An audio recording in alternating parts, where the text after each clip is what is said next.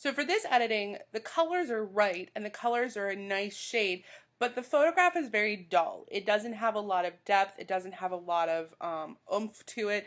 It just needs a little bit more pizzazz. You need to punch it up a little bit. So again, I'm going to come to my adjustments, and just like before, I'm eventually going to add a brightness and contrast, but for this one, I'm going to do something a little different. I'm going to add a curves.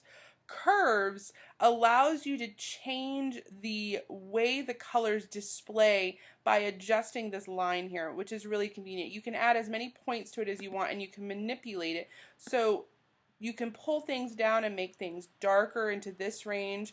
You can pull it up and make things lighter. But what's nice is you can add a set of different points. So I'm actually going to add a couple of points here.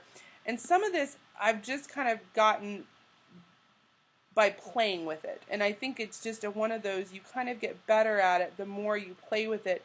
And you can see that as I pull my lines down and I move them, you can see the adjustments. Now, there is an auto feature, which is really nice, that if you just turn on the auto, the computer is going to figure out that nice curve for you under your presets. You also have some presets already in here where you can say, okay, I need to increase my contrast, or I need to increase and make it darker, or I need to make it brighter, depending on what it is you're trying to do. And you even have some fun ones like the negative. For this one though, I like to kind of go into my custom and I like to do an auto, and then I might just kind of punch it up myself and just kind of make it a smidge brighter. I tend to like my stuff a little brighter and a little with a little bit more contrast.